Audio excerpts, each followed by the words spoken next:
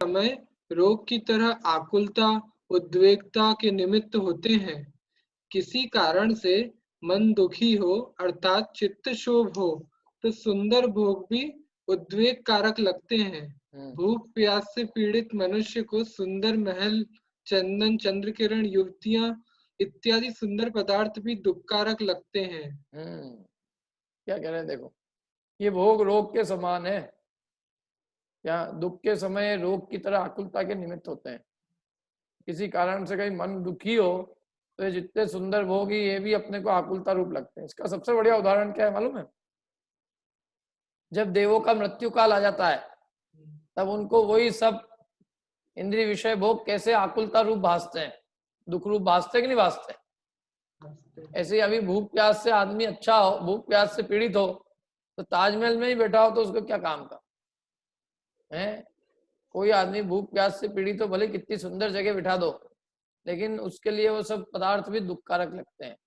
आगे, इंद्रिय जन्य सुख वासना मात्र अथवा कल्पना जनित है। वह आत्मा का स्वाभाविक अनाकुलता रूप सुख नहीं है, किंतु वस्तुतः दुख ही है। इस कारण उसमें सच्चे सुख की कल्पना करना व्यर्थ है। हाँ, कितना बढ़िया लिखा। इंद्रिय जन्य सुख वासना मात्र यानी कल्पना जनित है, आत्मा का स्वाभाविक अनाकुल रूप सुख नहीं है,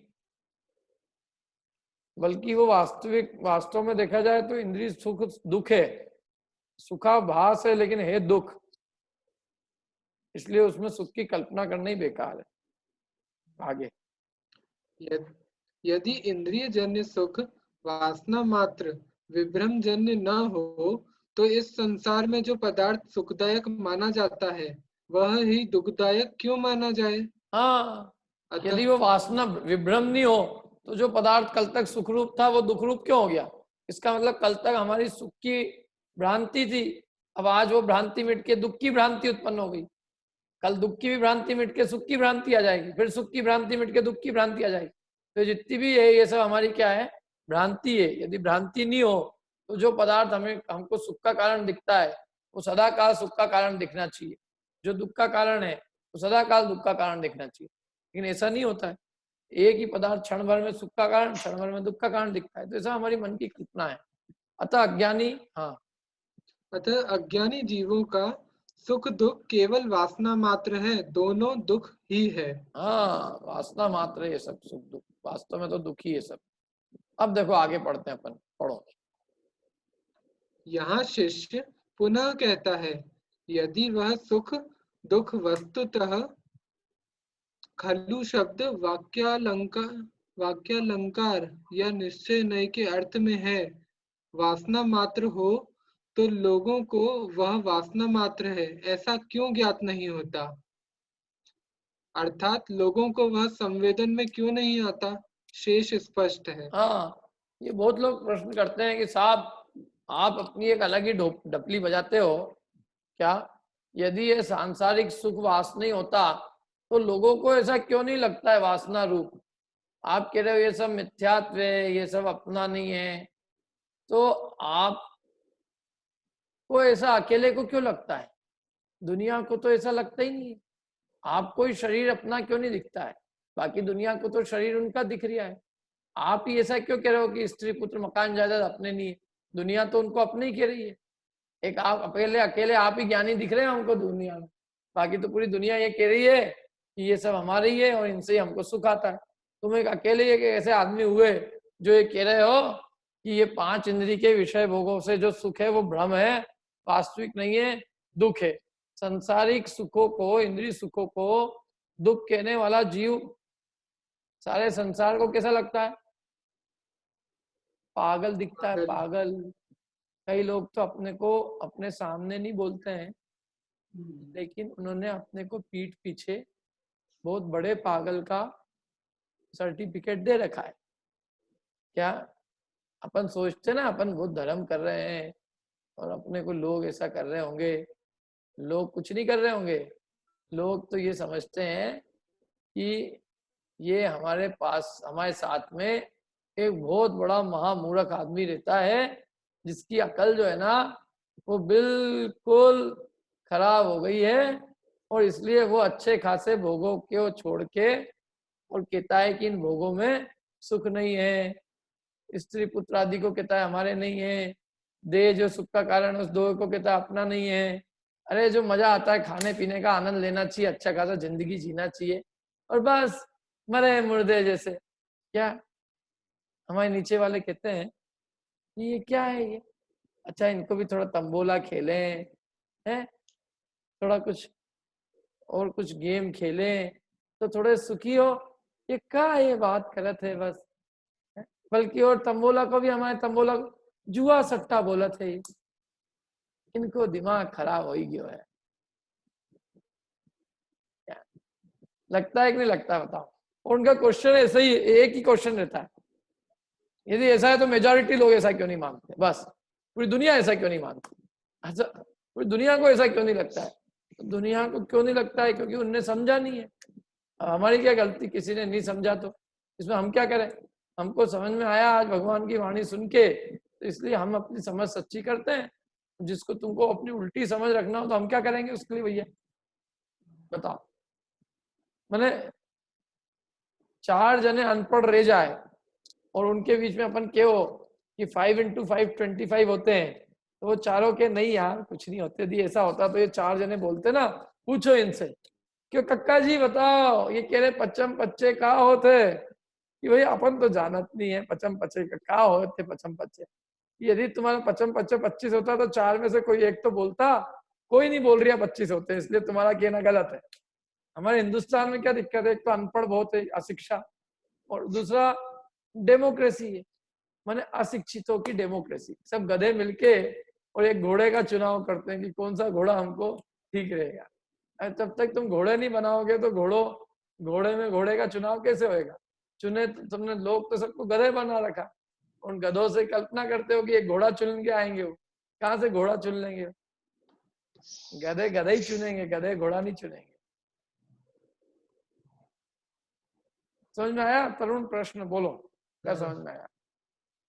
यही कि मतलब एक्चुअल में तो बोला है कि हम ये सुख दुख वासना मात्र है, लेकिन मेजोरिटी को नहीं लगता तो गलत ही बात है, ये ऐसा नहीं होना चाहिए। हाँ, लोगों को संवेदन में क्यों नहीं आता, ऐसा लोगों को अपने संवेदन में अपने अनुभव में क्यों नहीं आता है।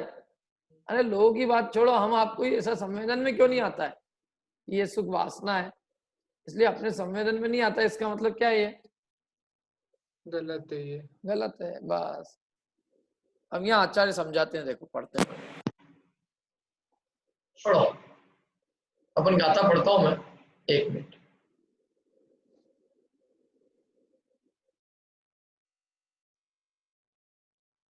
अब यहाँ आचार्य समझाते हैं, देखो मोहेन संवृतम ज्ञानम स्वभावम लभते नहीं मत्ता पुमान पदार्थानाम यथा मदन को द्रवई।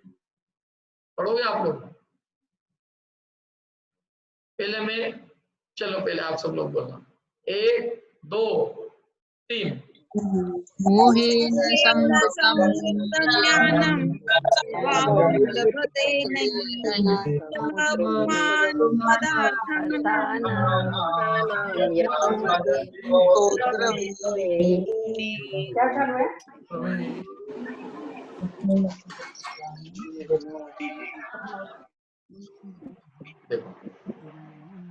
मोहेन संवृतम ज्ञानम स्वभावं लभते नहीं मत्त पुमान पदार्थानां यथा मदन को द्रवे।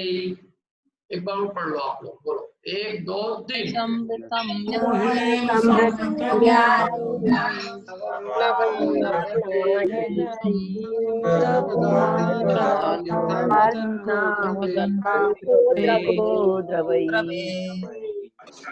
मोहन मोहन मतलब उनकी मोह की वजह से ज्ञान समृद्ध बन जाता है।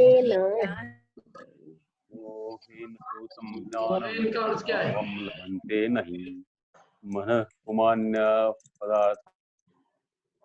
मोहन का क्या अर्थ है, मोहन का मोह के द्वारा, समृतम माने ढका हुआ, ज्ञानम ज्ञान, स्वभावम लभते नहीं मोह के द्वारा ढका हुआ ज्ञान अपने स्वभाव को लभते माने प्राप्त नहीं करता है। मत्त माने मोहित हुआ, मदमत्त शराब पीवा, मत माने पागल हुआ, मद मत कहते हैं मत से मोहित, मद जैसे शराब से मदमत्त हो जाता है, ऐसे ही मदन कोद्रवे मद को उत्पन्न करने वाले कोद्रवों के द्वारा जो मत्त है, पुमान माने पुरुष, पदार्था नाम, जैसे कि मदन को उत्पन्न करने वाले माने मदन माने नशे को उत्पन्न करने वाले कोद्रव के द्वारा जैसे पुरुष मत्त हो जाता है, वैसे ही मोह और मतलब जैसे कोद्रव से आदमी पागल हो जाता है, ऐसे ये जीव मोह के द्वारा पागल सा हो जाता है और अपने ज्ञान स्वभाव को प्राप्त नहीं करता है। समझ में आया? कोई शब्द का अर्थ पूछना हो तो पूछ लो आप संस्कृत में।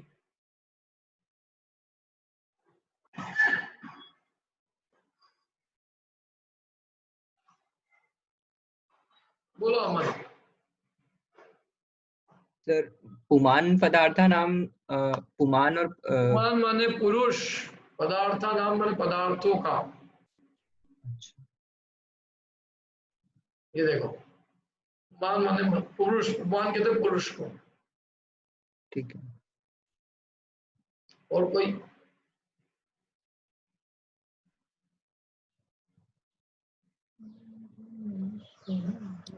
बोलिए अल्पा जी। भैया कोद्रव। कोद्रव होते हैं कोदे, कोदे कोदा होते हैं कोदा हो। अभी आपके शायद छत्तीसगढ़ में होते हैं कि नहीं मुझे नहीं पता। अच्छा।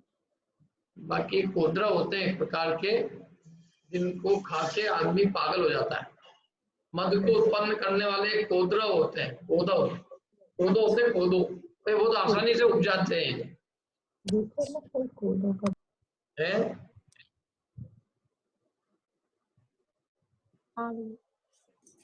मद उत्पन्न करते हैं ऐसे कोदो है। जी जी ठीक है अल्पा जी। जी भैया जी। और कौन सा प्रश्न? हाँ बोलिए कुछ, क्या कह रहे हैं? ठीक है अल्पा जी। जी भैया। ओके चलिए, और किसी को कुछ पूछना हो तो हाथ खड़ा कर लीजिए, नहीं तो मैं आगे चलूं।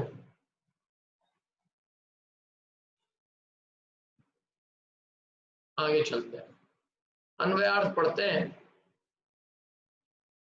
संपत जी ने पूछा, वाह वाह संपत जी, चलिए बोलिए संपत जी। हेलो। हाँ बोलिए। अब ये जी जो गाता है ना, उसका अर्थ फिर से समझा दीजिए एक बार। एक मिनट। मोहेन माने मोह के द्वारा, समृतम माने ढका हुआ, ज्ञानम स्वभावम लभते नहीं, अपने ज्ञान स्वभाव को प्राप्त नहीं करता है। मोह से समृत हुआ ये जीव अपने ज्ञान स्वभाव को प्राप्त नहीं करता है। जैसे मदन कोद्रव से पागल हुआ पदार्थ, पागल हुआ पुरुष पदार्थों को स्वरूप नहीं देखता है, पदार्थों का जो वास्तविक स्वरूप है उसका अवलोकन नहीं करता। पदार्थ का नाम माने पदार्थों के स्वभाव को नहीं देखता है। जैसे कोई आदमी दारू से पागल हो जाता है तो उसको वस्तु स्वरूप सही से दिखता नहीं है, ऐसे हम मोह से हमारा ज्ञान ढक गया है तो हम अपने स्वभाव को सही से नहीं देखते हैं। हाँ ठीक है, ठीक है, हाँ बराबर, ठीक है भैया जी।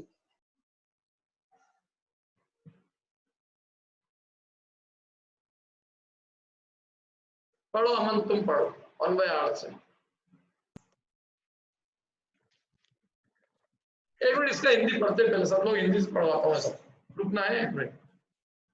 मोह कर्म के उदय से नहीं स्वरूप का ज्ञान, जो मद से उन्मात्त नर खो देता सब भान। पढ़िए आप लोग। उदय से का ज्ञान, नहीं स्वरूप अज्ञान सब और दोहा मने दुआ चल कर्म उदय से मद से उन्मत्त नर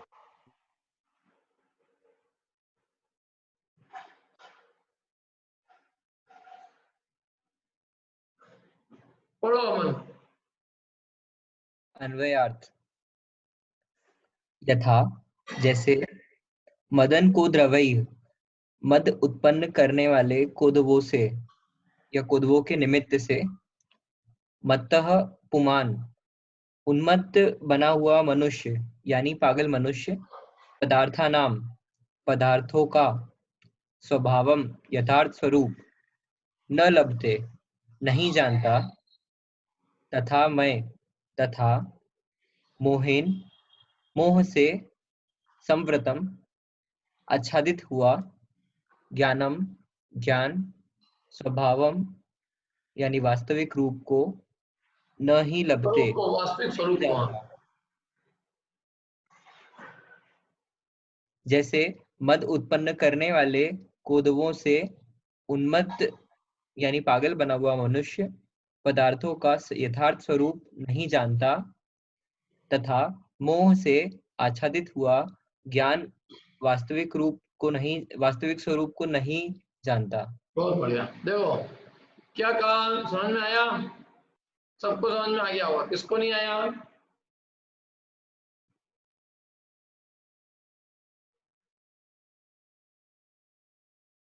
सुमन जी समझ में आया? क्या आया? जी, जिस प्रकार मोह से ढका हुआ आदमी मोहांध हो जाता है, उसे बाहर का कुछ नहीं दिखता है, उसी प्रकार खुदेव को खा के आदमी पागल हो जाता है और उसे अच्छे बुरे का ज्ञान नहीं। हाँ, सीधी सी बात है कि ये दुनिया ये बात क्यों नहीं जानती कि ये सांसारिक सुख दुख वासना है, ऐसा लोगों को ज्ञात क्यों नहीं होता है? प्रश्न था, माने लोगों को ये संवेदन में क्यों नहीं आता है ये सांसारिक सुख दुख सब भ्रम है, वासना मात्र है? तो कह रहे वो इसलिए ज्ञान में नहीं आता है क्योंकि उनका ज्ञान मोह से ढका हुआ है। सीधी सी बात कि ऐसा कैसे हो सकता है कि भाई इस आदमी को ये महल इसलिए नहीं दिखता है क्योंकि ये शराब पिया हुआ है, इस आदमी को अपना घर इसलिए नहीं दिख रहा है क्योंकि ये शराब पी के आया है, इस आदमी को अपने घर का रास्ता क्यों नहीं दिखता क्योंकि ये शराब पी के मोहित है। ऐसी बात है। ऐसा लोग में अपन देखते कि नहीं कि भैया ये आदमी को अपने घर के सामने खड़े रह के भी पूछ लिया कि मेरा घर कहाँ है, तो ऐसा क्यों है? ऐसा क्योंकि इन्होंने दारू पी रखी है। जो पी रखी होती है वो कहता है कि नहीं, अपनी पत्नी से पूछता है मेरी पत्नी को आपने देखा? क्यों जी? अरे वो अनेक प्रकार की क्रियाएं करता है, उसमें मोह से पागल हुआ आदमी क्या नहीं करता है बताओ? दारू पिया हुआ आदमी करता है कि नहीं नाना प्रकार की विपरीत चेष्टाएं? गटर में चले जाएगा, सुअर के साथ में, सुअर उसमें ही गटर में पड़े होंगे, उनके साथ खेलता रहेगा और कहेगा मेरी पत्नी है ये क्या? और कोई कुत्ता उसके मुंह में मूत्र कर जाएगा तो कहेगा कौन मेरे को गरम गरम पानी पिला रहा है? उसको कोई विवेक नहीं है, खबर नहीं, कुछ खबर नहीं होती। पिए हुए व्यक्ति को कुछ भान नहीं होता है कि क्या होगा। मोह के बस में ही तो रामचंद्र जी ने लक्ष्मण को लिया था। वो कौन सा चारित्र मोह था, दर्शन मोह था, वो अलग बात। तो प्रश्न समझ में आ रहा है ना? ये उत्तर कि भाई ये क्या है? ऐसा मोह का खेल है। मोह से आच्छादित होकर ये जो ज्ञान है वो वस्तु स्वरूप को नहीं जान पाता, देखते हुए भी नहीं देखता, सुनते हुए भी नहीं सुनता, क्या ऐसा अनुभवते हुए भी नहीं अनुभवता, सामने होते हुए भी नहीं मानता। ऐसा मोह का खेल।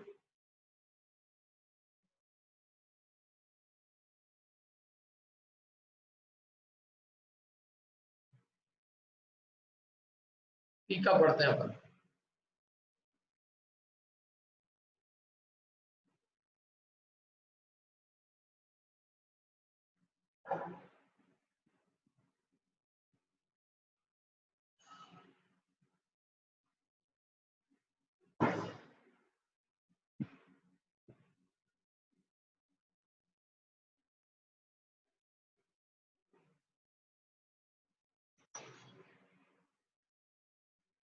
रितु जी पढ़िए, रितु जाह्नवी जी टीका।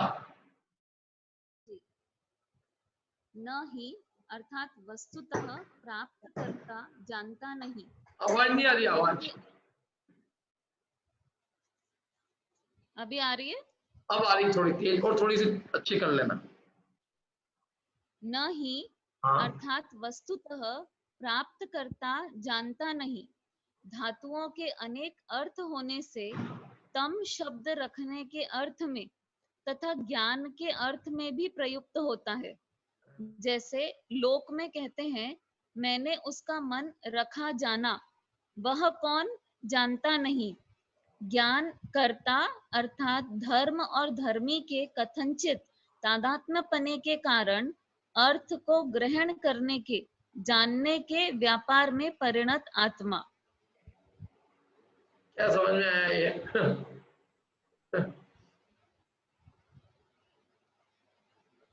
किसी को समझ में आया? नहीं तो स्पष्ट नहीं, अर्थात वस्तुतः प्राप्त करता नहीं है, वस्तुतः जानता नहीं है। धातुओं के अनेक अर्थ होने से तम शब्द रखने के अर्थ में और ज्ञान के अर्थ में प्रयुक्त होता है तम। जैसे मैंने उसका मन रखा, वह कौन जानता, वह जैसे लोग कहते हैं मैंने उसका मन रखा जाना, वह कौन जानता नहीं। ज्ञान करता अर्थात धर्म और धर्मी के कथनचित तादात्म्य कारण अर्थ को ग्रहण करने के व्यापार में परिणत आत्मा। मैंने सीधी सी बात है, ये देखो ये गाथा, ये तो सब संस्कृत है, आप लोगों के लिए भी काम का है वैसे तो। समृतम, यहाँ तम है ना, समृतम, तो ये तम के अर्थ में दिया, समृतम का क्या अर्थ है? तो कह रहे हैं कि ये बात है, सीधी सी बात है कि वो वस्तुतः आत्मा जो है, वो जो ज्ञान, वैसे तो ज्ञान है, ज्ञान के अर्थ में दिया है वो, तो ये ज्ञान और आत्मा का तादात्म्य है। तो इसलिए ज्ञान रूप जो परिणमित आत्मा है, माने वस्तु को ग्रहण करने के व्यापार में परिणित आत्मा।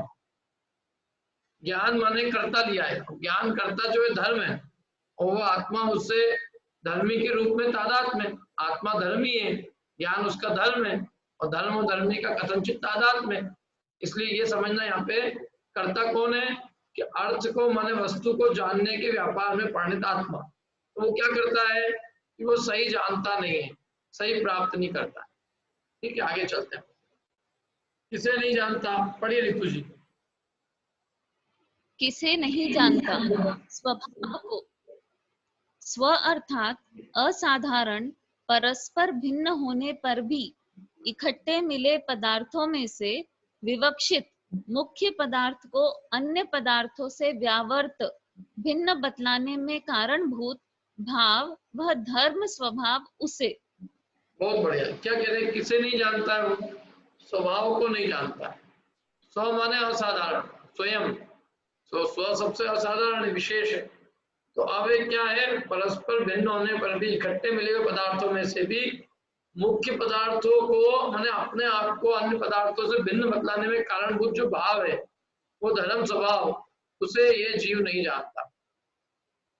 जैसे उदाहरण के लिए आत्मा को परद्रव्यों से भिन्न बतलाने में कारणभूत भाव कौन सा है, वो कौन सा असाधारण लक्षण है जो आत्मा को अन्य द्रव्यों से भिन्न बतलाता है? बता सकते हो आप, आत्मा का असाधारण लक्षण क्या है? बोलो दीप्ति जी। तो मुझे तो पहले का एक क्वेश्चन अभी पहले का प्रश्न तो एक मिनट करते हैं अपन, पहले ये वाला प्रश्न कर लें, मैं आपके प्रश्न पे आता हूँ वापस लौट के। मेरा प्रश्न क्या था कि आत्मा का असाधारण लक्षण क्या है जिसके द्वारा ये आत्मा परद्रव्यों से भिन्न जाना जाता है? बोलिए नम्रता जी। ज्ञान दर्शन चेतना गुण। हाँ, ज्ञान गुण, ज्ञान दर्शन चेतना।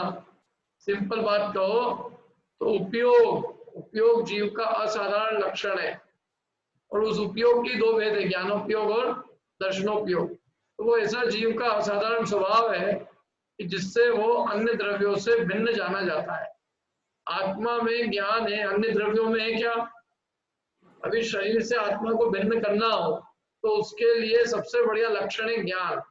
कि भाई ज्ञान आत्मा में ही है, शरीर में नहीं है। जहां जहां ज्ञान है वहां आत्मा है, और जहां ज्ञान नहीं है वहां आत्मा भी नहीं है। तो इससे आत्मा अपना शरीर से भिन्न जान लिया जाता है। ठीक है, अब बोलिए दीप्ति जी, क्या प्रश्न है आपका? आत्म्य का मीनिंग क्या होता है? तादात्म्य।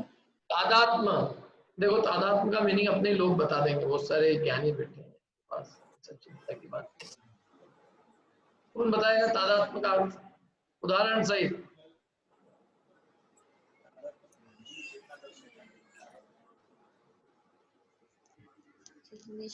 बोलो तरुण। तादात्म्य मतलब बिल्कुल एक में एक मिले हुए दो पदार्थ होते हैं, तो जैसे कि दूध और पानी।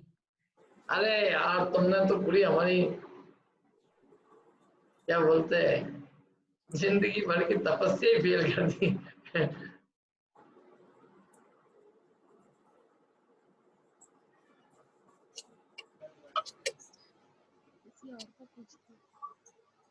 बोलिए राजेंद्र जी। तादात्म्यपना मतलब उस रूप ही, उसी रूप जो है उसकी आत्मा वही, उस आत्मा रूप, उस रूप। उदाहरण दे, उदाहरण तादात्म्यपना मतलब जैसे अग्नि तो उष्णता, उष्णपना यानी अग्नि। बहुत बढ़िया, बहुत बढ़िया। तरुण क्या गलती कही थी तुमने, समझ में आया तुमको क्या किया था तुमने? अरे मैंने तादात्म्य संबंध तो वो दूसरा बता दिया था। हाँ, वो द्रव्यों को मिला दिया था एक ही द्रव्य। फिर जो जिस द्रव्य का जो गुण है, जो स्वभाव है, वो उसका तादात्म्य है। अग्नि का उष्णता तादात्म्य रूप है। ज्ञान, आत्मा का ज्ञान से तादात्म्य संबंध है। दूध और पानी का काहे से तादात्म्य हो जाएगा? दूध अलग है, पानी अलग है। नहीं तादात्म्य, दूध और पानी का कौन सा संबंध है? संश्लेष। संश्लेष भी बोल सकते हो, एक और संबंध है। एक और है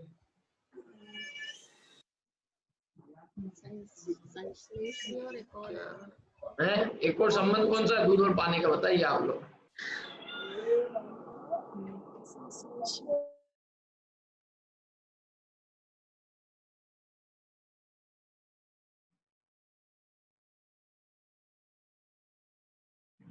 बोलो दृष्टि। संयोग संबंध। संयोग संबंध नहीं है, संयोग संबंध तो आप इधर एक्सट्रीम पे चले गए। और एक क्षेत्रावगाह भी नहीं है। एक क्षेत्रावगाह है। कौन सा संबंध है? एक क्षेत्रावगाह। ठीक है, तीन संबंध के तीन उदाहरण दे दो, कौन देगा? देखो तीन संबंध है, दो संबंध के नाम तो इनने बताए, दृष्टि ने, संयोग संबंध और एक क्षेत्रावगाह संबंध, और तीसरा संबंध अपना चल रहा है तादात्म्य संबंध। इन तीन के तीन उदाहरण देना है, तीन संबंध के तीन उदाहरण। बोलिए वंदना जी। तादात्म्य का तो ज्ञान, आत्मा और ज्ञान, या उस अग्नि और उष्णता। मैं तो उदाहरण पूछ रहे हो, आप तो सिद्धांत ही बता रहे सीधे। वही तो बता रहे हैं, तादात्म्य का उदाहरण ही तो अग्नि और उष्णता। तो ही हो गया, ये तो सिद्धांत ही हो गया ना, आत्मा और ज्ञान के तादात्म्य। जैसे आत्मा और ज्ञान का तादात्म्य सिद्ध संबंध है, जैसे अग्नि और उष्णता का, अग्नि उष्णता, शक्कर और मिठास, खारापन और नमक। हाँ, ऐसे अब एक क्षेत्रावगाह बता दो उदाहरण। एक क्षेत्रावगाह में दूध और पानी, दूध और पानी संयोग संबंध, शरीर और आत्मा एक क्षेत्रावगाह में। शरीर और, ठीक है, संयोग संबंध का उदाहरण हो, फिर सिद्धांत वाले बताओ, नहीं बताओ। संयोग संबंध में दो द्रव्यों को मिला के जो एक जगह इकट्ठा रख देते हैं, वो जैसे सब्जी बनाए तो वो संयोग संबंध हो गए। क्या बनाई? सब्जी में नमक, मसाला, तेल, ये सब संयोग संबंध है। कब तक? बनने के पहले तक कि बनने के बाद भी? बनने के बाद। बनने के बाद तो एक क्षेत्रावगाह हो जाएंगे, सब एक में हो जाएंगे। तो संयोग भी तो रहता है साथ में। नहीं, एक क्षेत्र मतलब वो एक ही क्षेत्र में नहीं हो, जो संयोग उसका नाम है कि जहाँ केवल दो पदार्थों का संयोग हो। जैसे दूध और दाल और चावल हमने एक में किए, लेकिन बनाए नहीं अभी। खिचड़ी बन जाएगी तो फिर एक में हो जाएंगे। अभी एक में नहीं करना है अपने को, अलग अलग ही लेन देना है। सब्जी में बना लोगे आप तो फिर तो एक में हो जाएंगे। सब्जी में मसाले रखे अलग, सब्जी अलग रखी है, सब एक साथ रखे, तो संयोग संबंध। दाल और चावल की खिचड़ी बनानी है तो दाल और चावल को चलो एक में एक भी कर दिया, लेकिन फिर भी उनका संयोग है, क्योंकि दाल और चावल को अभी भी हम हाथ से अलग अलग कर सकते हैं। जिसको हम हाथ से अलग अलग कर सकते हैं वो संयोग संबंध, तो और आपको जिसको सब्जी नहीं कर बनाएंगे सकते तो वो एक दाल क्षेत्र का। सब्जी में से नमक मिर्ची निकाल सकता हूँ क्या? नहीं बनने के बाद और बनने के पहले निकाल सकते हैं। बनने के पहले निकाल सकते हैं कदाचित। जैसे दाल चावल है तो खिचड़ी बनने के बाद कुछ नहीं कर सकते और बनने के पहले अलग अलग कर सकते हैं। हाँ, जिनको हम अभी अलग अलग कर सकते हैं। अब इसका सिद्धांत पे घटित कर दो। संयोग संबंध किसका? आत्मा से। आत्मा से संयोग संबंध जो अपने जो घर वो पुत्र और माता पिता, पुत्र माता पिता और चेतन ही चेतन याद आया आपको? चेतन नहीं है अचेतन भी बता दो ना। अचेतन भी तो हो सकते अचेतन में ये कपड़े जो पहनते हैं, चश्मा हाँ। वगैरह है, वो सब कपड़े, संयोग। मकान, दुकान, सोना चांदी, आभूषण, वस्त्र, सब चीज आ जाएगी। ठीक है, ठीक है। इन सबसे हमारा क्या है? संयोग संबंध। संयोग संबंध। शरीर और आत्मा का क्या है? एक क्षेत्राओं का संबंध। और ज्ञान और आत्मा का क्या है? तादात्म्य संबंध। तो वास्तविक संबंध इन तीन में से कौन सा है?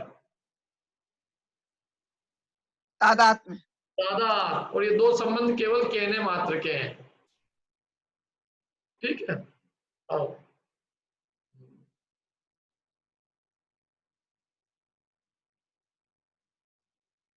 हाँ दीप्ति जी, आपको समझ में आया? सर कर्म और आत्मा का क्या संबंध होगा? अब इन्हीं लोगों से पूछते हो, इस सब एक से एक लोग बैठे हैं। बताओ कर्म और आत्मा का कौन सा संबंध होगा? वंदना जी आप बता रहे हैं? हाँ, एक क्षेत्र होगा। एक क्षेत्र का संबंध है। संश्लेष संबंध एक क्षेत्र का संबंध। सही है सब? सब इस एक मत पे राजी है, मैं भी राजी हूँ। आत्मा और कर्म का एक क्षेत्र होगा अथवा संश्लेष संबंध। ठीक है, और कोई सा प्रश्न नहीं? ठीक है,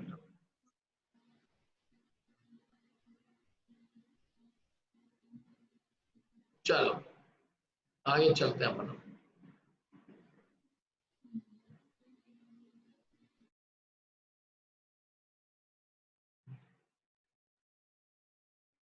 तो आत्मा उस असाधारण स्वभाव को जिससे कि आत्मा परद्रव्यों से भिन्न जाना जाता है, उस असाधारण स्वभाव को आत्मा नहीं जानता है।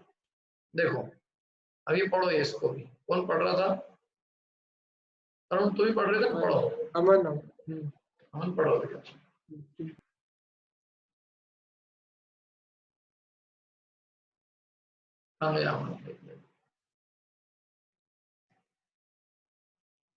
पढ़ो अमन। दो अथवा दो से अधिक मिले हुए पदार्थों में से किसी मुख्य पदार्थ को अन्य पदार्थों से भिन्न बतलाने वाले असाधारण भाव यानी धर्म को उस पदार्थ का स्वभाव कहते हैं। इसी को दूसरा अपन एक और शब्द क्या कह सकते हैं? परस्पर मिले हुए पदार्थों में से किसी एक पदार्थ को जुदा करने वाले हेतु को क्या कहते हैं? स्वभाव कहते हैं। पदार्थ का स्वभाव। स्वभाव तो यहाँ कहा ही है, उसको और एक और शब्द है उसके लिए। देखो अनिता जी बताएंगे। अनिता जी बोलिए। लक्षण। लक्षण, मेरे को मालूम था यार। लक्षण क्या कहते हैं उसको?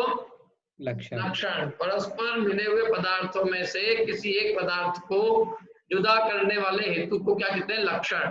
यहाँ उसको क्या कह रहे हैं? स्वभाव।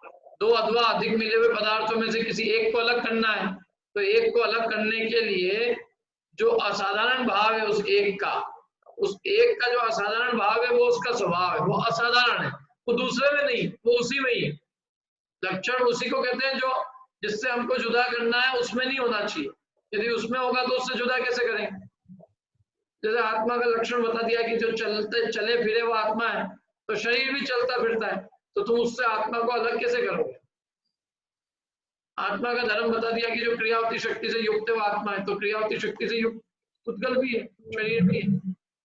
जिसका आकार हो वो आत्मा, तो शरीर का भी आकार, जिसमें अस्तित्व धर्म पाया जाए वो आत्मा तो शरीर में भी है, जिसका अस्तित्व अगुण लघु तो प्रदेशत्व तो ये सब भी शरीर में है। द्रव्यत्व गुण जिसमें वो आत्मा तो द्रव्यत्व गुण भी आत्मा शरीर में भी, तो इसलिए ये असाधारण नहीं है। अब ज्ञान है वो असाधारण है, क्यों? क्योंकि वो शरीर में नहीं है, वो केवल आत्मा में ही है, इसलिए वो आत्मा का असाधारण स्वभाव है।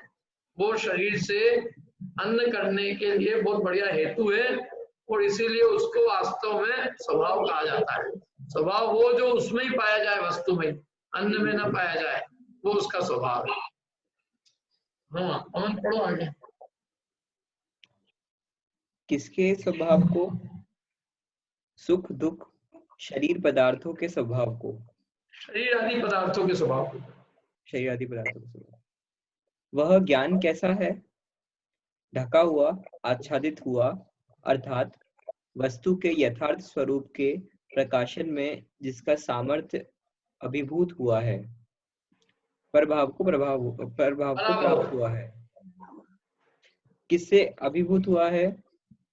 मोह से, मोहनीय कर्म के विपाक से, उदय से, अर्थात मोहनीय कर्म के उदय में जुड़ने से वह ज्ञान आच्छादित हुआ है। हाँ, अब ये क्या कह रहे हैं कि ये किसके स्वभाव को नहीं जान रहा है? तो सुख दुख शरीर आदि पदार्थों के स्वभाव को ज्ञान नहीं जान रहा है। कैसा है वो ज्ञान? ढका हुआ है, माने वस्तु के यथार्थ स्वरूप को प्रकाशन करने में जिसका स्वभाव जो है अभिभूत हो गया, पराभव को प्राप्त हो गया। माने जो ज्ञान वस्तु के यथार्थ स्वरूप को प्रकाशने के लिए समर्थ नहीं है, वस्तु के सही स्वरूप को प्रकाशने में जिसकी सामर्थ्य ढक गई है। माने सीधी सी बात है कि जो ज्ञान सही वस्तु को जानने में समर्थ नहीं है। क्यों नहीं है समर्थ? कि वो मोह कर्म के उदय से वो ज्ञान सही वस्तु स्वरूप को नहीं जान पा रहा। समझ में आ रही बात? मोह कर्म का उदय है, उस मोह कर्म के उदय से जीव ये जो सुख दुख आदि है, जो शरीर आदि है, इनके सही स्वरूप को वो जान नहीं पाता है। मालूम, मोह के उदय से चीज सामने जो सही चीज होती है वो जैसी है वैसी नहीं दिखती, मोह के उदय से कुछ और ही दिखती है।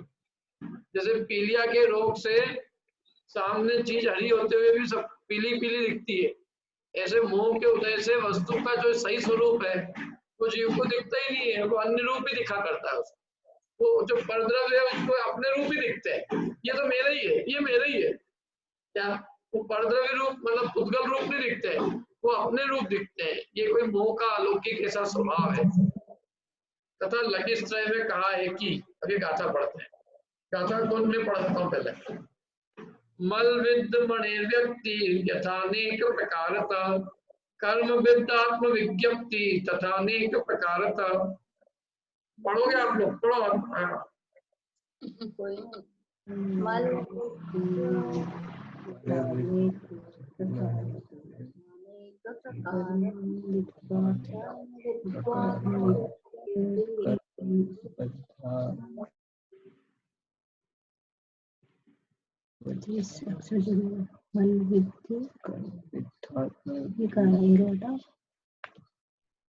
फिर मैं एक बार पढ़ता हूँ, आप पढ़ना। अमन तुम अकेले ही पढ़ लेना, मतलब कोई पढ़ लेना आप लोग। मल विद्ध मणि व्यक्ति यथानेक प्रकारता, कर्म विद्धात्म विज्ञप्ति तथानेक प्रकारता। मल विद्धे मणि व्यक्ति यथानेक प्रकारतः, कर्म विद्धात्म विज्ञप्ति स्थानेक प्रकारतः। यथा अनेक प्रकार तथा अनेक प्रकार था, जैसे वो अनेक प्रकार का है उसी प्रकार वैसे ही वो भी अनेक प्रकार का। मल विद्ध मणि व्यक्ति, मल से विद्ध मणि की जैसे जो व्यक्तता है वो अनेक प्रकार की है, वैसे ही कर्म से बद्ध आत्मा की विज्ञप्ति भी अनेक प्रकार की है। समझ में आया? कौन समझाएगा इसका अर्थ? पढ़ लो पहले, चलो फिर समझ में आ जाएगा अपने आप। ये कौन से ग्रंथ से दिया? ये तथा लघी अस्त्रय ग्रंथ है, उस ग्रंथ में उदाहरण दिया है। मल विद्ध मणि व्यक्ति, जैसे मल से विद्ध मणि है, उसकी व्यक्ति अनेक प्रकार की होती है। जैसे देखो, मणि सब सही है, जो शुद्ध मणि है जिसमें मल जरा सा भी नहीं, उसकी व्यक्ति तो एक ही प्रकार की, और जो मल से विद्ध है तो उसकी व्यक्तता अनेक प्रकार की होती, क्योंकि किसी में मल अधिक लगा है, किसी में थोड़ा कम लगा है, किसी में और कम लगा है, किसी में बिल्कुल कम मल लगा है। तो मल से विद्ध मणि अनेक प्रकार की हो जाती है। माने जो स्वर्ण पाषाण है वो अनेक प्रकार का होता है। असली सोना तो एक ही प्रकार का है दुनिया में, 24 कैरेट गोल्ड में कोई अंतर नहीं है, लेकिन जो सोना का पत्थर है उस पत्थर में अनेक तरह की वैरायटी आती है, और उन वैरायटी के आधार पर वो पत्थर के अनेक दाम लोगों लगा देते हैं। असली सोने का बाजार में सब एक ही दाम लगाएंगे, 19-20 अंतर होगा, लेकिन सोने का पत्थर जो है ना, स्वर्ण पाषाण, उसके 50 तरह के रेट आपको मिल सकते हैं। क्यों रेट अलग अलग मिल सकते हैं? क्योंकि किसी को उसमें सोना दिखता है, किसी को उसमें पत्थर ही दिखता है, किसी को उसमें कुछ नहीं दिखता है, किसी को थोड़ा दिखता है, थोड़ा कम दिखता है। तो देखने वालों की दृष्टि अलग अलग होती है, उसमें अनेक तरह की व्यक्तता है। तो ऐसे ही जो मल से विद्ध मणि होता है जिसमें मल लगा हो, तो उसकी व्यक्ति अनेक प्रकार की होती है। ये उदाहरण हुआ। ऐसे कर्म से बंध जो आत्मा है, जो कर्मों से बंधा हुआ जो आत्मा है, वो भी संसार अवस्था में अनेक प्रकार का दिखाई देता है। अनेक प्रकार के कर्म है तो आत्मा भी अनेक प्रकार का दिख रहा है। सिद्ध भगवान के कर्म है ही नहीं, शुद्ध आत्मा है तो उनका एक ही स्वभाव है, और संसारी जीवों के अनेक प्रकार के मल लगे हुए हैं, अनेक प्रकार के कर्म है, तो इसलिए उनमें अनेक प्रकार की व्यक्तताएं, नाना प्रकारता उनमें दिखाई देती है। समझ में आई? यथा अनेक प्रकार था मल विद्ध मणि व्यक्ति, मल से बंधे हुए मणि की अनेक प्रकार की व्यक्तता होती है। तथा कर्म विद्ध आत्मा, उसी प्रकार कर्म से बंधे हुए आत्मा की विज्ञप्ति, माने वो भी, उसका ज्ञान भी अनेक प्रकार का, माने कर्म से विद्ध आत्मा भी अनेक प्रकार का दिखाई देता है, उसकी विज्ञप्ति भी अनेक प्रकार की होती है, माने अनेक प्रकार का दिखता है। ठीक है, पढ़ो। हाँ अमन। तथा लघीय त्रय में कहा है कि मल विद्ध, जो कि दोहा बताया है, जिस प्रकार मल वाला मणि का प्रकाश एक प्रकार का नहीं होकर अनेक प्रकार का होता है, उसी प्रकार कर्म संबंध आत्मा की विज्ञप्ति एक प्रकार नहीं होकर अनेक रूप होती है। कर्म मल से आवृत ज्ञान खंड खंड रूप होकर अनेक रूप होता है। जैसे मल वाले मणि का प्रकाश, अपन तो मणि को ले लेते हैं, प्रकाश को लिया। जैसे मल वाले मणि का प्रकाश एक रूप नहीं होता है, क्योंकि जहां जहां मल है वहां प्रकाश नहीं मिलेगा। जिसमें मल नहीं है ऐसे मणि का प्रकाश तो एक रूप है, लेकिन जिसमें मल लगा हुआ उस मणि के प्रकाश का एक रूप नहीं होकर अनेक प्रकार का होता है। जैसे ही कर्म से संबद्ध आत्मा की विज्ञप्ति भी एक प्रकार नहीं होकर अनेक प्रकार होती है, माने वो ज्ञान जो है अनेक प्रकार का दिखता है। किसी का ज्ञान कैसा, किसी कैसा, किसी कैसा, है कि नहीं? अब शिष्य ने प्रश्न किया, पढ़ो। शिष्य ने प्रश्न किया, अमूर्त आत्मा का मूर्त कर्म द्वारा अभिभाव यानी पराभाव, अभिभव या पराभव होना किस प्रकार योग्य है? उसके उत्तर स्वरूप आचार्य कहते हैं, मत इत्यादि। नीचे करना पड़ेगा। ये देखो, ये जो प्रश्न है ना, एक मिनट, अरे हाँ, ये प्रश्न अभी पहले पूछते ना पर सबसे, ये बताइए ये प्रश्न कहाँ, किसने, किस ग्रंथ में किया है?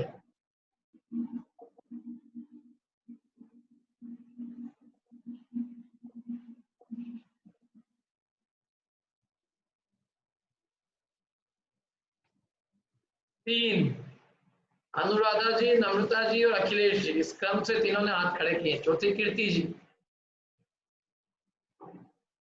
तरुण, ज्ञानेश जी। सबसे पहले अनुराधा जी से पूछ लेता हूँ, सबसे पहले हाथ खड़ा किया था। सर, मोक्ष मार्ग प्रकाशक में क्वेश्चन किया गया है कि मूर्ति कर्मों का बंध अमूर्तिक आत्मा से कैसे होता है? मूर्तिक कर्मों का बंध अमूर्तिक आत्मा द्वारा कैसे होता है, तो ये, और यहाँ एक दूसरा प्रश्न है कि अमूर्त आत्मा का मूर्त कर्मों द्वारा पराभव कैसे होता है ना? आपने कहा अमूर्त आत्मा मूर्त कर्मों को कैसे बांधता है, यहाँ तो कह रहे हैं मूर्त कर्म आत्मा को कैसे पराभव अभिभूत करते हैं। वो उल्टी डायरेक्शन हो गई ना, जी वहां तो क्या कहा है, अमूर्त आत्मा कर्मों को कैसे बांधता है, और यहाँ कह रहे हैं मूर्त कर्म आत्मा को पराभव माने अभिभूत माने उसको पराधीन कैसे करते हैं, है ना। जी देखो इसके उत्तर स्वरूप आचार्य कहते हैं कि मत इत्यादि पढ़ो, अमन पढ़ो। जैसे जानता ही नहीं वह कौन, पुरुष अर्थात व्यवहारी पुरुष। किसे नहीं जानता, घट पट आदि पदार्थों के स्वभाव को। कैसे होता हुआ वह पुरुष, उन्मत्त पागल होता हुआ पुरुष, पागल होता हुआ, नशा में आया हुआ। किस द्वारा, मद उत्पन्न करने वाले कौंदों के निमित्त से। देखो जो प्रश्न किया था उसका उत्तर समझ में आया क्या है, उसके लिए उन्होंने उदाहरण दिया। क्या प्रश्न क्या था, अमूर्त आत्मा का मूर्त कर्मों द्वारा पराभव कैसे होता है, किस प्रकार योग्य। तो वो कह रहे हैं कि वैसे ही होता है जैसे कि कोदो द्वारा आदमी पागल होता है। कोदो मूर्त है कि अमूर्त है,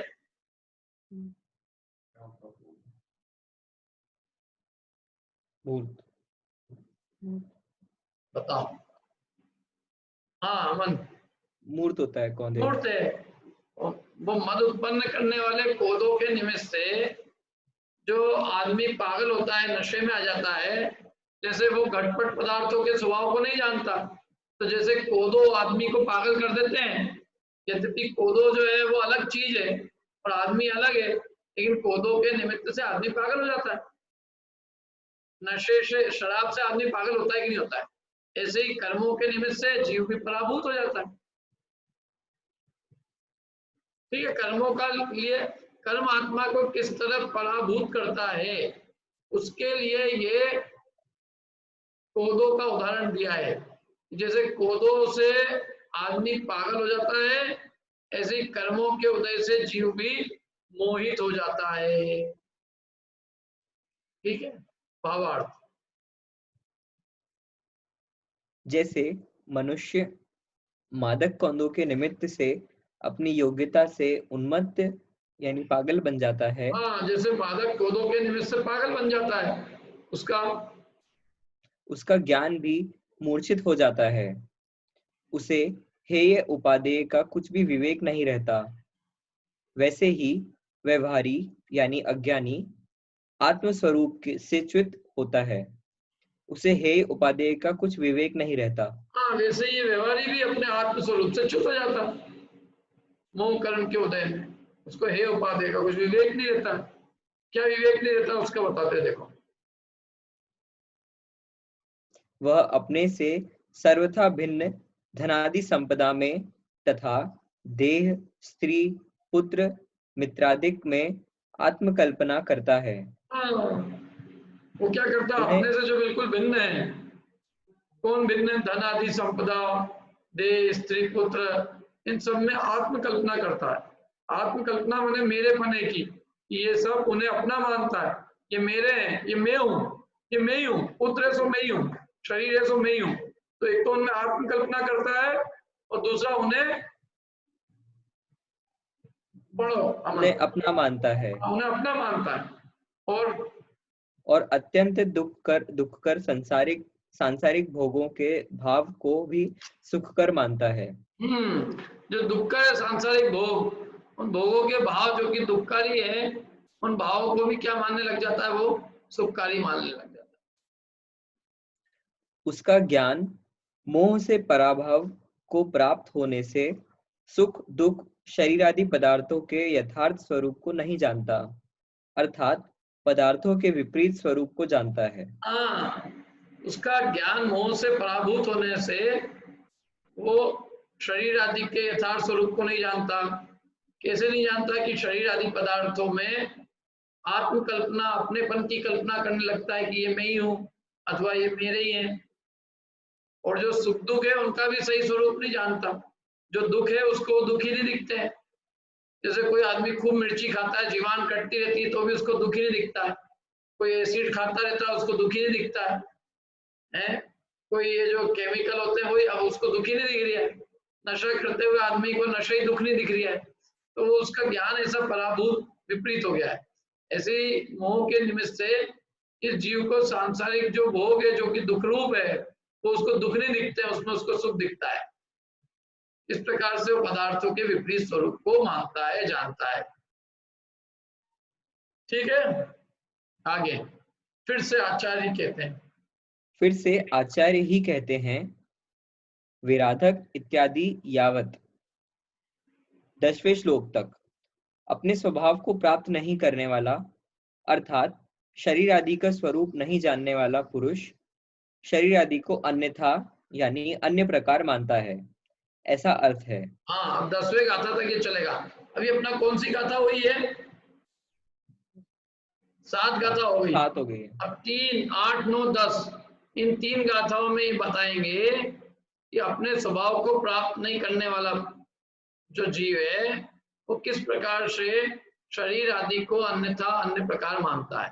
माने जो अपने स्वभाव को नहीं प्राप्त करता है वो शरीर आदि का स्वरूप भी विपरीत रूप से मानता है, ऐसा बताएंगे अब आगे 3 गाथाओं में। ठीक है, यहीं तक रखते हैं अपन अभी।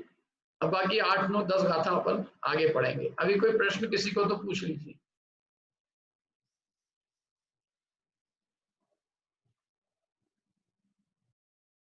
Any question? 2 जनों ने, वंदना जी बोलिए, आपका बहुत देर से मैंने प्रश्न नहीं पूछा। स्वभाव में और लक्षण में क्या फर्क रहता है? स्वभाव लक्षण तो बहुत स्पेसिफिक है, और स्वभाव जो है ना वो फिर भी बहुत व्यापक है। स्वभाव का एक हिस्सा जो है वो लक्षण है। लक्षण मतलब जैसे स्वभाव में तो अस्तित्व वस्तुत्व भी स्वभाव में आएगा, लेकिन लक्षण में केवल वही आएगा जो कि अपने में ही हो, दूसरों में नहीं। ठीक है। जैसे आत्मा का अस्तित्व स्वभाव एक नहीं है, वस्तुत्व भी है, अस्तित्व वस्तु द्रव्य ये सब स्वभाव है, ज्ञान भी स्वभाव है, सुख भी स्वभाव है। लेकिन लक्षण केवल एक इतने बड़े स्वभाव के ग्रुप में से जो एक सब ग्रुप है ना। एक तो सुपर सेट होता है और एक सबसेट होता है। तो स्वभाव का सबसेट जो है वो लक्षण है। माने इतने सारे स्वभाव में से जो एक चीज है जो लक्षण है, जो कि केवल उस वस्तु के ही अंदर है और जो अन्य वस्तु से भिन्न करने का एक अलौकिक साधन है, उसको हम लक्षण कहते हैं। ऐसे बोल सकते हैं स्वभाव द्रव्य का होगा पूरा और लक्षण गुणों में अपन ढूंढते। फिर स्वभाव तो क्या लक्षण नहीं, क्या वापस से बोलना? जैसे स्वभाव पूरे द्रव्य का ही देखते हैं और लक्षण एक गुण के हिसाब से बोलते हैं। स्वभाव पूरे द्रव्य का है, हाँ, और लक्षण गुण का नहीं। लक्षण माने कोई एक उसको पहचान करने का चिन्ह जो उसमें ही है। तो लक्षण क्या और स्वभाव दोनों ही गुण रूप हो सकते हैं। स्वभाव भी गुण रूप हो सकता है, लेकिन गुण अनंत हो सकते हैं ना उसके। और लक्षण तो ऐसा गुण लेंगे जो असाधारण होगा, विशेष होगा। लक्षण एक गुण है और स्वभाव अनंत गुण है, ये दोनों ही गुण। ठीक है वंदना जी? हाँ। और कोई किसी का प्रश्न है?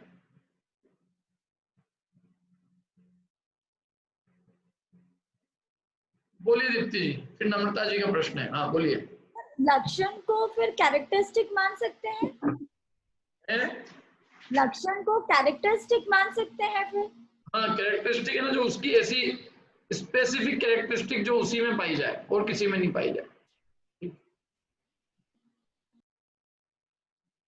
नम्रता जी बोलिए। अभी क्लास के शुरू में अपन ने 2 शब्द पढ़े, आत्मा का शुद्ध उपादान और अशुद्ध उपादान। इससे क्या समझना है? शुद्ध उपादान माने आत्मा जब शुद्ध स्वभाव रूप पर्ण में है तो वह शुद्ध उपादान है, और अशुद्ध स्वभाव रूप पर्ण में तो वह अशुद्ध उपादान है। नहीं, जैसे आत्मा तो त्रिकाल शुद्ध अपन ऐसे वो करते हैं, तो जो ये अपन ने जो इंद्रिय जनित सुख दुख अपन ने उसी के उसमें डाल दिया, तो वो तो हमेशा शुद्ध सुख रूप है आत्मा। तो फिर उसको अपन दुख को क्यों फिर उसके खाते में डालेंगे? मतलब कि उसके कारण दुख भी। हाँ, दुख का कारण भी आत्मा स्वयं ही है, कोई दूसरा नहीं है। शरीर दुखी नहीं कर रहा है।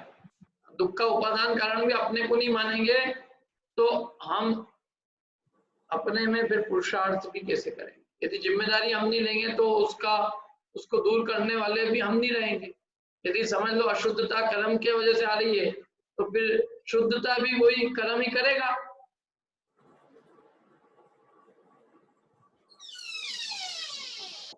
यदि अशुद्धता का कारण, दुख का कारण यदि आत्मा का उपादान नहीं मानेंगे, निमित्त से मानेंगे, तो यदि दुख आत्मा को पर के निमित्त से हुआ है तो सुख भी आत्मा को पर के निमित्त से हो सकता है।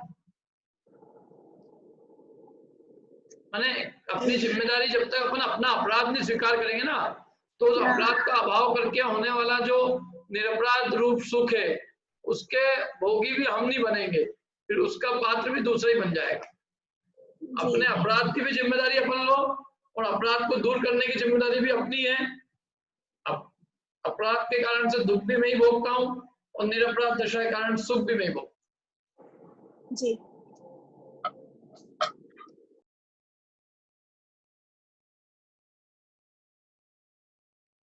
और किसी को कोई प्रश्न? नहीं? अनुराधा जी आपको कुछ प्रश्न क्या? अरे हाँ बोलिए, कुछ प्रश्न है आपको? नहीं सर। ठीक है, ठीक है, फिर अपन यही समाप्त करते हैं। और किसी को प्रश्न हो तो 1 सेकंड और देता हूं मैं, 10-20 मिनट। नहीं? चलिए, शाम को ही 8 बजे अपनी मोक्षमार्ग प्रकाशक की क्लास लगेगी और 8 बजे और 7 बजे जो हमारी अलग अलग लेवल की क्लास लगती है वो लगी रही है, वो भी किसी को ज्वाइन करना होता है, लेवल 1 से लेके लेवल 6 तक 7 तक। जिनवाणी के ज्ञान ते सुजे लोका लो, सोवाणी मस्तक नमो